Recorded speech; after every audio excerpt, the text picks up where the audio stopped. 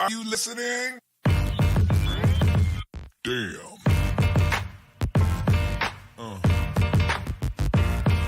Yeah.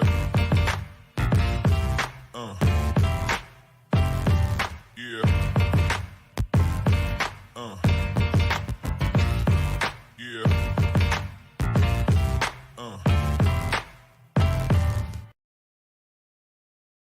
And welcome into another episode of the Damn Podcast here on the 24/7 Sports Podcast Network, powered by BeaverBlitz.com. I'm your host, Carter Bahns, flying solo today as Angie Machado is on spring break, getting ready to head out on vacation. Just like the Oregon State football team, taking another week-long break here, the second of 2 weeks in the middle of spring camp. So in this downtime, coming on here and just going to run through a bunch of questions, fielding questions from Twitter, from the lodge at BeaverBlitz.com. Going to start off with an update of the BeaverBlitz Official March Madness group, talk some Oregon State baseball. The Beavers getting a series win against California at Goss Stadium over the weekend, and then we'll dive into the questions for the rest of the episode. Talk a little bit about some of the other Oregon State sports that are going on at the end of the episode. Probably not going to go a full hour today. It's a little difficult to stretch a solo podcast into an hour, so we'll kind of use the same format that we've used for some of the emergency pods and mailbags in the past, where we aim for a half hour, but we'll probably go somewhere over or under. Before we get rolling, just want to remind everybody about this 30% off first year deal that we have at BeaverBlitz.com. You can take 30% off your first annual subscription. Again, this is for new members only. That comes out to $6.27 a month. So if you want more content in addition to the damn podcast, go ahead and take advantage of that. You won't regret it. Want to thank everybody who is watching us live on YouTube right now. Also, a shout out to everybody listening on the podcast side.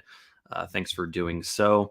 If you are watching live on YouTube and you have questions you want to throw in here, go ahead and do that, and I'll add those to the end or take them live when we get to the mailbag portion of the episode. Again, that's going to be in the second half, but fire away right now, later, whenever you want. I'll throw them up on the screen and we'll get to those as well.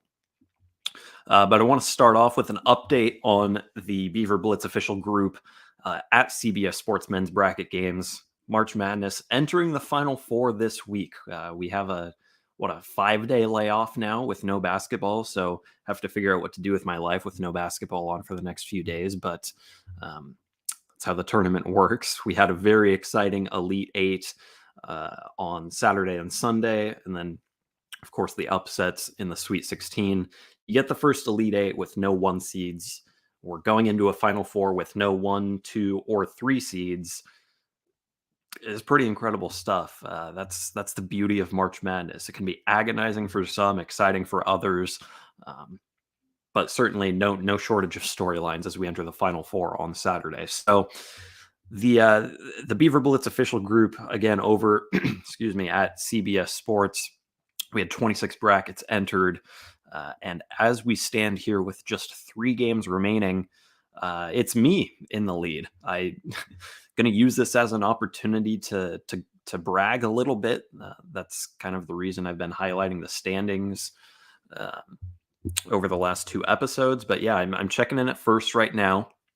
Then we'll take you through the rest of the top 5. Chad Booth with 63 points, 2 points behind me at 65. Everett Miller in third at 57. Everett was in the lead when we last spoke last Monday. Ron McCoy at 56 points checks in at number 4. Ron is actually the only person to have a bracket with a team remaining. He has UConn going to the national championship game, so congrats to Ron for being the last man standing, so to speak. And then in a tie for 5th, Adam Nassett and Jermaine Gray with 53 points. So as we kind of wind down in the tournament here, you'll take a look at the scenarios, who can win, who's, in the running, who has the most possible points and whatnot. Only 2 brackets can win. It's myself and Ron McCoy. Shout out to Ron. I don't know if he listens to the podcast. I've gotten to know Ron at Oregon State basketball games. I'm sure, Ron, if you're listening, I'll look for you at Goss at some point this season, but it's been a minute since we've run into each other at a game. But congrats, Ron. I know you know your basketball. Great picking UConn to make the run to the championship game. I had them going to the Final Four, but bowing out to Houston. Obviously, that's not going to happen. But congrats to you, Ron, on having the most possible points. But that means this pool is going to be determined in the Final Four. It doesn't matter what happens in the championship game. It comes down to Miami and UConn. If Miami wins, I take the pool. If UConn wins, Ron takes the pool. So high stakes in this Final Four matchup between the Hurricanes and the Huskies. There's no prize for the winner of this pool. If I win, I'm going to need to have a chat with Angie, maybe get a retroactive prize going, because it's not easy. It's not easy to build a bracket that is a contender in one of these pools. Angie, by the way, checking in a tie for 23rd of the 26 brackets we have entered. So I think she was middle of the pack last time we checked in, coming in at 23rd right now. So Ron, if you're listening, best of luck to you, but I'm going to be pulling for Miami this weekend. There's no way around it. It's you and me, Ron. Okay, we move on to Oregon State baseball now.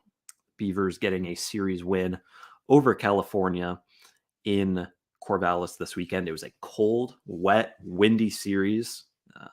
Pretty typical Oregon baseball weather until really May or June.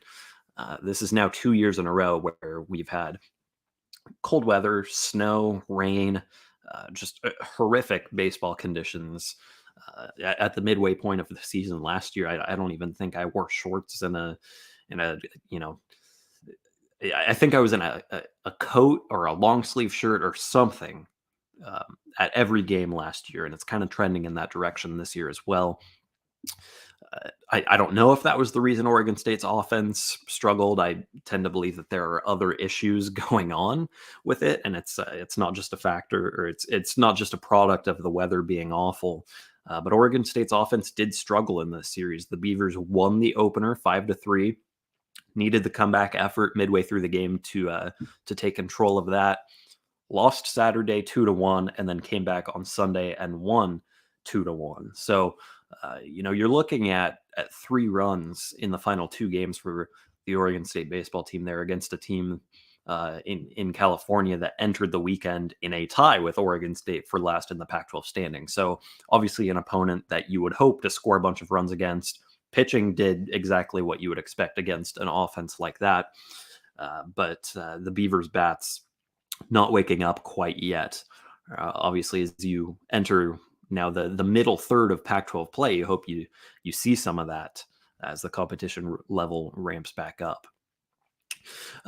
Highlighting Sunday's win, I was down there in Corvallis Saturday and Sunday. It was a 1-1 game entering the 9th. Very little offense to speak of outside of the fact that the teams combined to strand 25 runners. So they got the guys on base. They just couldn't bring them in. But most of that, frankly, was just a product of really poor pitching on both sides.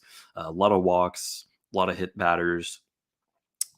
An interesting series in which you had, by my count, just about every umpire being yelled at by every coach at some point in the series. You had countless reviews. It was a series in which there was a lot of everything except for scoring. And that was certainly the case on Sunday. It was a long game, over 3 hours. But regardless, 1-1 entering the 9th. Oregon State puts runners on the corners, and Travis Bazana scores on a walk-off wild pitch. So Oregon State's runs on Sunday coming basically just solely on the hands of California errors. So again, just not a whole lot of consistent offense from the Beavers there throughout the series, and certainly not on Sunday, even though they got the win. There was some talk on Saturday after the loss about the team needing to have more fun. We spoke with Garrett Forrester, Mitch Canham after the Saturday loss, and that was the takeaway, was that they were searching for confidence, for fun. They said that the team went bowling before the series to kind of loosen up a little bit. It's a team that's playing really tight. And, obviously that happens when you struggle offensively Players like Gavin Turley going through just immense slumps. Um, but the fact that that they've struggled offensively for an extended stretch of time now, they're playing tight. Um, they were looking to have more fun, and I think that winning in walk-off fashion, celebrating after that, Travis Bazana throwing his helmet up in the air in celebration. I think maybe you can use that to build some momentum. That's obviously a lot more fun than losing 2-1 to the team that is now in last place in the Pac-12. So I don't know if it's as simple as one game goes your way, you win in walk-off fashion, everything's fixed. It's probably not that simple, but I think they can use that um, to build off of for sure. Speaking of building off of performances, Gavin Turley, as I mentioned, going through this meteoric slump. Um, just strikeouts after strikeouts, not seeing pitches. Eventually had to be pulled from the starting lineup. And again, this is your freshman phenom. This is a guy who turned down MLB to come to Oregon State. Had a great start to the season and then just hasn't been able to do anything over the last couple of weeks. He has 2 hits in 2 days to finish the series, which I think that could be a sign of him breaking through a little bit. The adjustment to Pac-12 play often hits freshmen harder than your veterans who have been there before. So I'm curious if that was part of the rationale or part of the reason for his slump. But to come in and pinch hit on Saturday, struck out in his first plate appearance, but then got a big hit in a 9th inning rally, and then on Sunday knocking another hit. Maybe you start to see him turn things around a little bit. Got back in the starting lineup on Sunday. 3 freshmen in the outfield in the starting lineup for Oregon State on Sunday. Can't remember the last time we saw that happen. And certainly a stark contrast from last year, where you've got multiple all Pac-12, all-American type players who are in their 3rd, 4th years in the program there in the outfield. But Oregon State does get the series win. With it, it moves actually out of the last place in Pac-12 to a tied for 7th. A lot of those teams in the bottom half of the Pac-12 lost over the weekend.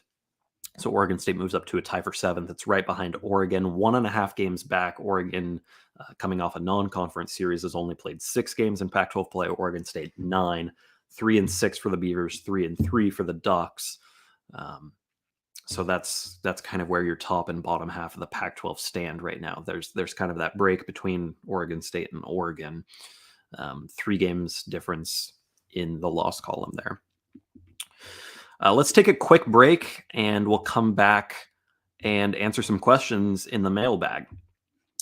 If you're watching on YouTube, obviously, we don't run the ads here, but we'll pause real quick for ads on the audio side. Okay, we want to start with the questions that come from the lodge at BeaverBlitz.com. Again, 30% off your first year at BeaverBlitz if you are a new member. It's $6.27 a month. You get priority for these mailbag episodes if you leave your question in the lodge. We'll start with, let's go chronologically as far as when these questions came in. So we'll start with questions that came in yesterday and with the ones that rolled in this morning. And we start with What in the Blue Hell OSU, who asks about the transfer portal. So the question here, the next football transfer portal opens in 20 days. Positional needs predictions, anything you're hearing about guys who already entered. Do you think any of the needs have changed from what you've seen in spring camp? Going to highlight that second part of the question more. There's just not a whole lot of chatter about the transfer portal right now because, as the question mentions, we're still 3 weeks out from it opening again. So most of the guys who are in the portal have already found a landing place or are probably not going to at this point because it has been a couple of months now since that first portal window. But as far as Oregon State's needs in the transfer portal, I think, entering spring camp, we talked a lot about Oregon State needing help in the secondary just to shore up the depth a little bit. I don't think that's as much of a concern now because we've seen Tyrese Ivey step in and look like a guy who is at the very least going to contribute and quite possibly going to start, he's going to be in that competition for sure. One of the standouts of the first 2 weeks of spring camp, without a doubt, is Tyrese Ivey, the junior college transfer who just landed in Corvallis this winter. But Oregon State actually picked up another junior college commitment yesterday on Sunday in Drake Vickers, a corner from Pasadena City College. Committed on Sunday, like I said. I don't know if he's a guy who's going to contribute right away. I believe he has 3 or 4 years of eligibility, so a younger player. But I think somebody who helps the depth long term, maybe can compete in fall camp. We'll see. Didn't have any other offers other than Oregon State. No rating at 24/7 Sports, so I don't have a good scouting report on Drake Vickers, but certainly adds to the depth there. So I think your corner depth is a little better than it was entering camp.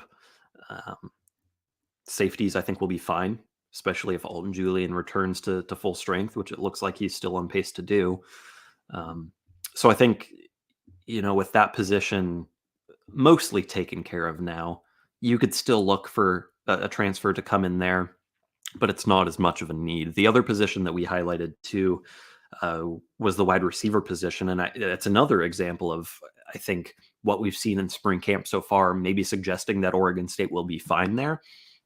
I think the fact that you've got 4 incoming freshmen at the position, 3 who are there now, and only 1 who's healthy in Zachary Card, I think at least one of them will be on the 2 deep in the fall. And Zachary Card certainly looks the part of somebody who's going to play right away. His speed, his playmaking ability, the fact that he could play special teams and offense. He's been one of the standouts of spring camp so far. So I think you see him on the 2 deep without a doubt. But then Montreal Hatton, Taz Reddix, those are 2 guys that we were very high on the recruiting side, and who I think, once they're healthy, will probably be in the mix as well. Hatton, for sure, one of Oregon State's top signees in this class, I think lines up to be a contributor. So if you get at least Card, but probably Card and Hatton or Reddix in the lineup, there's probably not as much of a need for a transfer there. So it's interesting, the 2 positions that we were talking about needing help, maybe they don't need as much help now based off of what we've seen. Again, it's only 2 weeks of camp. We'll see how they look in April, but that's where we stand right now. Matt Chiafoni asks kind of a fun question. Who lasts longer at Oregon State? Jonathan Smith, Scott Rueck, or Mitch Canham? An interesting question in that obviously we're projecting future success, coach longevity. It's impossible to predict, but extremely thought-provoking. So let's go through this. I'm going to say Mitch Canham will be at Oregon State the longest of these 3. Scott Rueck is the oldest, and I put that in air quotes because he's in his early 50s, so like he could coach for 25 more years. But I think he's the one who is the closest to there being real questions about the state of the program. Obviously, he has completely rebuilt the women's basketball program, taken it to extreme heights, deep tournament runs, elite recruiting, but it's struggled the last couple of years. The transfer portal has not been kind to the women's basketball program. It's coming off its worst season in 10 to 12 years. So if those struggles continue, theoretically, that would be the program where you see a coaching change the soonest. So for that reason, I don't know that I can say Rueck is the coach of these 3 that has the best long-term outlook. I do think that obviously, he knows how to win, and I think can get things turned around pretty quickly. But we have to see it. So Jonathan Smith being the next there on that list for me. I think Smith is no, I'm not saying he's going to leave for a new job right away, but I think he has the highest level of poachability. Football success, more volatile too. So, who's to say Oregon State doesn't take a step back in 2 years? That happens. You see programs kind of ebb and flow. I think Jonathan Smith has the program in a great spot right now, and I certainly don't think they're going to take a step back. But, would it be at all surprising given this program's history if they miss a bowl game in 2 years? Absolutely not. So again, you know, I think football results are volatile. I think you see coaches poached more in that sport than in others. And coaching changes, frankly, are just more frequent because of all of that. So if you're saying, is Jonathan Smith here in 25 years, like the odds of that are so much lower than a Scott Ruick or a Mitch Cannon being here, just based off of how coaching in that sport works alone. And then, so kind of by default, I guess Mitch Canham is my pick to last the longest at Oregon State of those three. But I think he's a solid pick just in that he has a great program in a good place right now. Obviously, it's a rebuilding year, but he was a win away from Omaha last year in year 2.5, basically. I think he has an extremely long leash in terms of, if you have a couple of down years, I don't think he's going to be on a very hot seat in that case. You probably give him another year or two to turn it around. And honestly, in college baseball right now, if you look outside of the SEC, there are very few jobs that are better than Oregon State. The tradition and the ability to recruit and the brand. It is hard to find a program more attractive than Oregon State right now. That's not part of the SEC. The SEC can give you the money, can give you the facilities, but Oregon State has better tradition than most SEC schools right now too. So I just don't see him leaving for a quote unquote better job. And then also with regards to MLB, he basically turned that down already. I mean, he was on a fast track to being an MLB coach, rising very quickly through the Seattle Mariners organization. So I think it's unlikely that he goes that route too, because he already basically turned it down. Next question from the Lodge of Beaver Blitz comes from JRU. And this has to do with roster management and scholarships. So JRU asks, I want to know what happens if the Beavers are still over the scholarship limit when fall camp starts. I keep getting the quote, enough will leave by then answer, and that's not what I'm asking. I really want to know what would happen because I know they can't pull kids' scholarships. So you're kind of right. You can't technically pull scholarships, but you do have options. So this is it's interesting in that not all scholarships are multi-year guarantees. So when a guy commits and signs to a school, he's not necessarily signing on for a 4-year scholarship. A lot of these are annual. Some of them are 2 to 3 year guarantees. They're almost always renewed. Very, very seldom do you see coaches not renew somebody's scholarship. It's very rare. It's a great way to lose trust with recruits, is if you're just saying, okay, well, this guy comes in for a year, he didn't play, we don't like his long-term outlook, so boom, you don't have a scholarship next year. Like, you can kind of pull scholarships in that way. It would take a lot of back and forth conversation with the student athlete and a lot of understanding on both sides for that to ever work out. So that's why you don't really see it, but you could go that route if you had to. Medical exemptions are also another way to work around this. A lot more common. Anytime you hear of somebody medically retiring, that's what this refers to. Think Thomas Tyner at Oregon.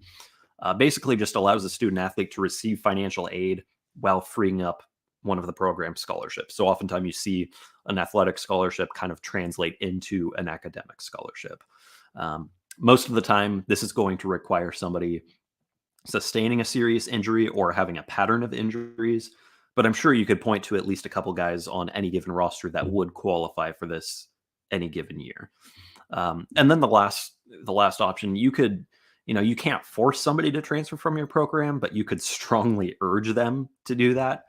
And I think that's a lot of what you see in the spring too, is guys, either realizing that they are not going to have a role, or B, coaches telling them just flat out that they're not going to have a role. So you might as well look elsewhere. The combination of all of these options basically means no team is really ever going to be over the scholarship limit. Very rarely, if ever, are you going to run into that, because teams do have options to get below it. Obviously, the NCAA wants to, they want to give you options because they don't want you to break the scholarship limit. So That's how you would manage it come August if you had to. Another roster management question from Beaver Walk On, again at the lodge at BeaverBlitz.com. With NIL, now walk-ons could have all the benefits that scholarship players do. This is one of the problems with the way with NIL the way it's set up right now. With this in mind, my question is there a limit in the total number of players that can be on the football team? I know there's a limit of 85 scholarship players, but with NIL, couldn't you have an unlimited number of players that are basically getting their expenses paid for? So the question here is there a roster limit in general in addition to the 85 scholarship limit? And the answer to that is yes, and I'll get to that in a second. But the first part of the question outlines, quote, one of the problems with NIL in that walk-ons could have all the benefits that scholarship players do. And frankly, I don't see that being a problem. I think that's one of the good things about NIL is that it gives opportunities to people who may not otherwise have them. Your walk-ons could effectively have some of their school paid for by boosters or by fans. Obviously, it has to go through the legal channels here in NIL, but I mean, you see it at programs like, I believe it was BYU that basically gave all of their walk-ons a few $1,000s, and I think that's everything that's great about NIL. So it's an interesting perspective. I know that there are conflicting standpoints on the way NIL operates, but I do think that is actually I think that's an upside of NIL rather than a problem with it. But to the question about roster size, this is an easy one. You have a limit of 105 student athletes on your roster before classes or games start. I believe it's whichever of those comes first. But I'm not entirely sure. But basically, until the end of August, until you get through fall camp, you can have 105 on your roster. Then it goes up to 125 once the season starts. So you could have as many as 45 walk-ons on your team. I don't think Oregon State has carried 40 walk-ons in the past, but yeah, 105 in the summer and then 125 in the season. Mr. G. Gray asks, does OSU have or has it ever had a program where schools can sign up K through 8 students to attend games for free and get more people in the seats? If not, do you think it could grow the younger fan base? I would say so. Not currently. Oregon State doesn't currently have a program like this, and I can't speak for what may have existed in the past. But another poster in the lodge suggested that there was a program like this about 30 to 40 years ago. So obviously it's been a long time. I can't think of anything like that recently. I do think it would have been a great way to get people in the stands over the last decade when attendance has been way down. Obviously, hand out free tickets to kids in the local area, grow your young fan base. I think it helps with enrollment too. If you have local elementary, middle schoolers going to your football games, they're probably more likely to go to your university in about 5 to 10 years. But I think in the future, now you have to see how downsizing at Research Stadium impacts attendance. We saw it last year. Obviously, Oregon State sold out every game because it had 27,000 seats available. Well, when you move up to 37,000, are you still selling out? Because if you are, you probably don't have room for one of these programs. But the fact that it's been so long since they've done it anyways, I don't even know if it's on the table. Reeser Beeve 23 asks another fun question. What event would you like to see Oregon State achieve in the next 5 to 10 years? And there's 5 options here. This is a good one. If you're watching live on YouTube, maybe you could chime in the chat as well with which one of these 5 you would like to see. So number 1, a soccer national championship. Number 2, men's basketball Final Four appearance. Number 3, women's basketball Final Four appearance. Number 4, a college football playoff appearance for the Beavers. And then number 5 is wrestling being in the top 5. So for me, the answer is easy. It's a college football playoff appearance. It generates the most revenue, generates the most visibility for your program and university. The Final Four is great. Obviously there's tons of eyeballs on the Final Four. probably close to as many as the college football playoff. Obviously, I don't have the numbers in front of me, but financially, nothing generates revenue like the college football playoff. This is great for Oregon State. It's great for the Pac-12. Plus, I think a soccer national championship. I know Terry Boss is moving on from coaching the men's program, but what he's done to build that up, like, who knows? Maybe you see a soccer national championship anyway. Women's basketball, I think, with Scott Rueck, could get back to the Final Four. Obviously, he's made these deep tournament runs in the past. And wrestling, with the way it's looking recently, I think it could reach the top 5 anyway. So if I had to pick one from that list that I was just going to manifest, it would be Oregon State in the college football playoff for all of those reasons. And it does look like the YouTube chat agrees with that as well. Our last question from the Lodge comes from Elijah Klein 97. Welcome to Beaver Blitz, by the way. Elijah is one of our new members. So here's an example of somebody joining and then asking a question in the Lodge, getting priority here. Elijah asks, what are your personal thoughts on Reser Stadium being around 35,000 in capacity once the renovation is done? To me, this feels like a step backwards given all the money and time that we have spent in the last 20 years to bring the capacity up. When Oregon State was having success in the 2000s, we didn't struggle to draw 40,000 or more. What say you? Does 35,000 seem like the right number? So I understand the disappointment in a capacity reduction. I do.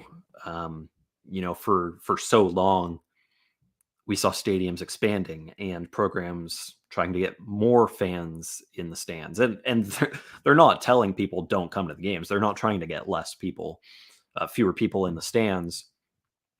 But you're seeing programs across the country reduce capacity. And obviously, Oregon State's going to be the next to do it. It's not going to be dramatic, but it will be noticeable. Reser Stadium was at 45,000 a couple of years ago. It dropped down to, I think, 43 with the north end zone renovation. And then now it's projected to end up around 38,000 once the completing Reser Stadium project is done. So the quote unquote right sizing project, as Scott Bahns likes to call it, is just that. You're finding the right size to maximize supply and demand of tickets while maximizing revenue that you can generate from your premium seating. That's the rationale behind it. Like it or not, that's the direction that not only college sports, college football is heading, but college basketball, professional sports. New major league stadiums are not 60,000 seat stadiums anymore, by and large. But again, Oregon State's not a Nebraska. It's not an LSU. It's not even a Washington where you're going to get 60+ thousand fans in your stadium, even for a big game like when Oregon comes to town. There's just not enough fans to warrant a 50,000 seat stadium in today's day and age at Oregon State. So expanding makes no sense. Staying where you've been at in the low 40s could make sense given that your team is performing better. You have shown that you can sell out a 45,000 seat stadium within the last 15 years. So I see why that could be attractive. But again, I think financially it just makes too much sense to right size because you can, again, add in the premium seats. It's not like, square footage wise in the stadium, it's going to be a whole lot smaller. It's just that premium seating takes up more space and takes away opportunities to put bleachers in, So I think it makes too much sense to right size, as Scott Bahns calls it. Because you're going to generate more revenue from your premium seating. You're going to maximize the demand versus supply. I think 40,000 is better than 35,000. Again, to the point that Oregon State has proven that it can put that many fans in a stadium when the team is playing well. But I think the actual number will come out to be somewhere between 35 and 40 anyway. So clearly they did their research. I think they're spot on with this number. Okay, let's move to Twitter now. There's only a few questions here. Actually, there's a handful of questions. They only come from 3 users, but we'll highlight these, talk a couple of spring sports, and then get out of here. So moving to Twitter, PM asks, Could Oregon State potentially have the most electric punt and kick return team in the nation with speedsters like Silas Bolden, Anthony Gould, and presumably Zachary Card getting some run? Is this the next coming of the Sammy Stroughter era? So I say yes. In fact, I would argue that Oregon State had the most electric return team in the country last year. Anthony Gould was a first-team All-American, basically consensus first-team All-American kick returner. Well, he was the punt returner, but most of these publications kind of lump them into one. Oregon State swept the all-conference team. You had Anthony Gould on the first team and Silas Bolden on the second team. You bring both of those guys back and add Zachary Card, who proved at the Beaver Combine a couple short weeks ago that he's the fastest player on the team already as a true freshman who should still be in high school. You have plenty of options there, and I think you can make a lot of noise in the return game. Obviously, a lot of it comes down to your blocking teams and what you're getting there. The athletes that you have there. Oregon State obviously is losing quite a few upperclassmen who have been on special teams for a while, but they bring a bunch back. I don't think you see a drop off there either. So, maybe they take a slight step backward. Maybe last year was a little fluky with the touchdowns on the returns, but I don't think so. I mean, Bolden and Gould are some of the fastest players Oregon State's ever had. So I think, yes, Oregon State should have one of the most electric return teams in the nation, if not the most, because I think they already did last year. We move now to questions from Max Casa. There's 4 questions here, so I'll go through them quickly. Any idea what the format of the spring game will take? Yes. So Oregon State on social media is not even calling it the spring game. They're calling it the spring showcase, which tells you all you need to know. Oregon State hasn't done a traditional spring game format since Jonathan Smith took over. So it'll almost certainly be like recent years where you see a couple of position group drills to start and warm up, some live action, maybe some 7-on-7, definitely a little bit of 11-on-11, and then probably a decent amount of red zone work as well. So, they'll probably keep score in the red zone situations, but other than that, this is just going to be a glorified practice.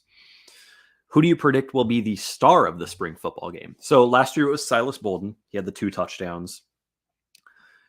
If I'm going to pick somebody to be the MVP of the spring game 3 weeks in advance, they have to fit a couple of criteria for me. So has to be a skill position player because we're probably not picking a lineman. Has to not be a veteran because these guys don't practice a ton in the spring anyway.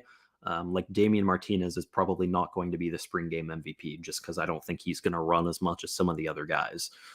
And I think they have to be involved in the passing game too because you frankly just don't see a whole lot of running plays in the spring anyways.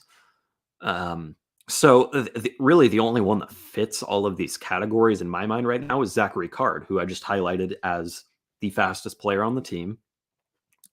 A wide receiver who has made a bunch of plays and stood out among the rest already, or one of the defensive backs, Skylar Thomas, Jaden Robinson, or Tyrese Ivey. These guys are all competing for a job. Thomas and Robinson guys who have been on campus before, but are now breaking into the starting group. So they're running quite a bit in the spring. If you see one of those guys come down with an interception or 2 in the spring game, you could make a case for them to be the MVP. So I think they're a solid pick as well. But I guess right now I would probably lean Zachary Card. Another question from Max. What can you say about the other Canadian basketball signee? So this, I assume, is referring to Thomas Ndong, the 6'10 forward from Montreal. Casey Abekwe came in last year from Canada. So I assume this is about Thomas, who will come in the next this next wave of signees here. So Thomas Ndong played in the FIBA U18 Americas Championship for Team Canada with Casey Abekwe last year. He averaged 6.2 points per game, 5.2 rebounds per game in the tournament, had 2 double-digit scoring performances. So, I mean, it's good numbers on the international stage, albeit in a U18 setting. He played in the NBA Academy games. He's been working with NBA Academy recently, played in the 2022 NBA Academy games and posted a double-double there. So, playing against obviously high-level competition on these circuits, and putting up good numbers there. That's good production from a guy coming in from the international ranks. Wayne Tinkle says he's a versatile player. He's very athletic, has great basketball IQ. It could just be coach speak talking about a signee. Obviously, you don't know how that translates to on-court success. But when you hear 6'10" and versatile, when you hear 6'10" and athletic, like this is something that Oregon State doesn't always get. If Oregon State has a 6'10" player, usually they're playing in the paint, back to basket, posting up, and not really stretching the floor a whole lot. So I'll be honest, I haven't seen any Thomas and Dong film, but I bet if I went and watched it and saw him stretching the floor, I would be pretty excited about that because, like I said, Oregon State doesn't get that very often. And then lastly, from Max, and we have just 3 questions left here. How many games does the baseball team have to win to make the playoffs? I think if Oregon State's going to make the NCAA baseball tournament as an at-large from the Pac-12, it's probably got to win somewhere in the low to mid-30s. More likely than not, if Oregon State makes a tournament this year, it's going to be a 3 seed. Just some of the losses it's compiled recently, I think will hold it back from being a 2 unless it goes on a pretty solid run in the second half of the season, which entirely possible. It's a young team. It's going to take a little bit of time to gel. These slumps are going to happen. I'm not writing off Oregon State landing a 2 seed. I don't think Oregon State will host. But I think if the Beavers get into the low to mid 30s, yeah, I mean, that's a tournament team. That's always a tournament team, essentially, from a power conference. So Oregon State right now, a third of the way through Pac-12 play, stands at 15-9 overall. If you extrapolate that win percentage out through the rest of the season, it comes out to about 35 wins. That's enough. That will get you in the tournament. You'll be at least a 3 seed, borderline 2 seed, if you win 35 games in the Pac-12. Depends on who you beat and who you lose to, obviously. But winning 35 games in a power conference, you're probably going to have a decent RPI. You're going to be in the tournament. Obviously, there are exceptions. You're not guaranteed. But I think if Oregon State wins 35 games, if it keeps up its current pace, it will be in the tournament relatively safely. Could be one of the last power conference teams in, but I don't think there will be too much question whether they're in or not. Okay, last questions here on Twitter. These 2 come from Sean Ketzdever. These are back to football. Sean asks, how is DJU doing with learning the offense? DJ Uiagalelei, I think, is an interesting case of somebody coming in as a transfer because, as we learned when we spoke with him after practice number 5, he mentioned that he had already been studying Oregon State's offense before he even committed, before he even reached out to the program. He had watched all of Oregon State's games and had kind of digested the offense. So he knew the basic principles of it. Obviously, he didn't have a playbook in his hands, but he has had a playbook in his hands for the last, almost 3 months now. So he's learning. I mean, he's learned quite a bit. Now it's just a matter of putting it into practice. You still see him working on timing with receivers. You see overthrows and underthrows.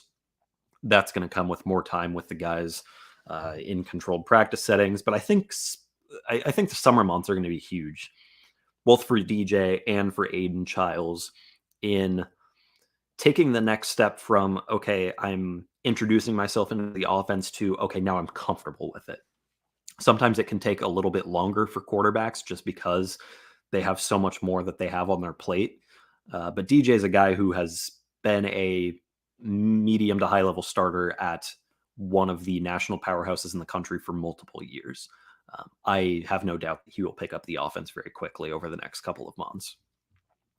And lastly, is Damian Martinez a top back in the nation this season? Skill-wise, yeah, sure. Damian Martinez was one of the best freshman running backs in the country last year. I don't see why that can't translate into being one of the best sophomores or just one of the best running backs outright. I just don't think the numbers will be there. He's probably not going to be on any major award semifinal lists in October and November just because I think he's going to have to split production too much with a group that now goes 5 deep. When you think about Trey Lowe and Isaiah Newell as your fourth and fifth options, like those are guys who are probably going to see the field a little bit. And if your group is going five deep, your featured back might cap out in the low 20s in touches in a game. That's probably not going to give you the production to get a whole lot of national headlines. But skill set wise, yeah. And the fact that he's going to be running behind one of the best offensive lines in the country for another year running, like, yeah, I think Damian Martinez probably will be one of the better running backs, not only in the Pac-12, but probably nationally, just based off of what he did as a true freshman. I'm going to peruse the YouTube chat here just a little bit to see if any questions came in while we were running. Tanis asks, off-topic question, on a scale of 1 to 10, how tired are you with the snow? So the last time we got snow up here in Portland, earlier in the month, end of February, like I was pretty excited. I'm a big snow guy, so in the winter when we get that rare couple of inches in the Portland area, I'm pretty fired up. When I wake up to snow on March 25th, not as excited. That's the time of year where I am more than ready for spring to get rolling. So on the scale of 1 to 10, I'd say 8. Just give me spring. Let's get the sun out. I'm tired of looking outside and seeing clouds and rain and wind and being at baseball games needing to be bundled up indoors in the press box because one window is open. Yeah, let's move on to spring already. Looking for other questions here in the YouTube chat. Let's see. It's a George Kliavkov question at the Pac-12 level from Roger Villeneuve. Probably butchering your last name there. I would say Villeneuve. I don't know. Sorry. Is George Kliavkov strike 2 among Pac-12 conference commissioners? What is going on with that and realignment? Got to get San Diego State and SMU or Rice or Tulane. I think, man, we could have a whole episode talking about Pac-12, but like the pressure put on the conference, I think some of it's fair, some of it's not. With the way the other conferences have realigned and with the way that other power teams and power programs have moved, there is legitimate pressure on the Pac-12 to get a deal done just because it is close to being left behind. But in terms of like the necessity to get a deal done right now, as far as like just strictly locking in your media rights deal, the only pressure that exists on that front is that your programs and your member institutions just might say, hey, like let's get something done or we're going to look elsewhere, put the pressure on you in that way. I don't want to ramble too much. I think the Pac-12 needs to move quickly now because there is pressure internally and externally. But getting SDSU, yeah, San Diego State, strike while the iron's hot, right? Like stock on the Aztecs has never been higher. There should be an invitation on their athletic director's desk yesterday. Who you bring in to pair with them, I don't know. You're not going to go to the Pac-11, so you're going to find somebody to bring in with them. Whether it's SMU, whether it's UNLV or Fresno State, I don't know. But San Diego State's a home run. I'll look for maybe 1 or 2 more questions here. Yeah, seems like San Diego State's a pretty popular Pac-12 edition in the YouTube chat. I'm not seeing a whole lot here, so in that case, I'll highlight a couple of other spring sports and then we'll get out of here. We're going to be a lot closer to an hour than I thought. So that's good. I'm getting a little tired of talking here, so we'll move quick through this. But gymnastics is the lone winter sport at Oregon State that is still rolling. We said on the last pod that they were going to be heading to regionals on Friday. Incorrectly spoke on that. They're actually heading to regionals this coming Friday. So I think that's the 31st, March 31st, April 1st, something like that. But Oregon State Gymnastics heading to the Denver Regional this Friday, highlighted by, of course, Jade Carey, who is now a 2-time Pac-12 Gymnast of the Year and who took home maximum All-American honors over the last week. Not enough good things can be said about what Jade Carey has done for this gymnastics programs, for this athletic department.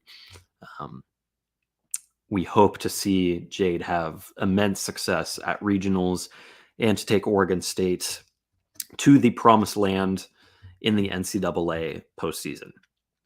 Talked a bunch about baseball earlier. Didn't highlight the upcoming schedule. Oregon State heads to Seattle University at 2 p.m. on Wednesday. I didn't ask why the game is starting at 2 p.m. My suspicion is that Seattle might not have lights at its facility. That's the only reason I could think of for an afternoon game on a Wednesday, but not entirely sure on that. The Beavers will stay in Seattle for the weekend for a Friday through Sunday 3-game Pac-12 series at the University of Washington. It's going to be wet, windy, and cold at Husky Ballpark, but what's new? I think if you're measuring success this weekend for Oregon State, taking 2 of 3 at Husky Ballpark with a midweek win is about as good as it gets. I don't think Oregon State can afford to lose very many, if any, Pac-12 series from this point forward. But going on the road to a middle-of-the-road Pac-12 team in Washington and getting a series win, you'll take that in any season. So I think that's how you measure success this week. Oregon State softball hosts Oregon in a 3-game rivalry series Friday through Sunday. The Beavers were swept at Stanford last weekend. It's been a rough go of it for the softball team this year. Expectations obviously were high coming off of the Women's College World Series appearance last year. Hasn't quite panned out this year, but maybe they can get something rolling against a ranked opponent in Oregon at Kelly Field this weekend. To the Olympic sports now.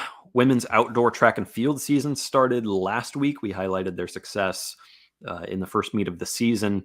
They're heading to the Texas Relays in Austin on Wednesday.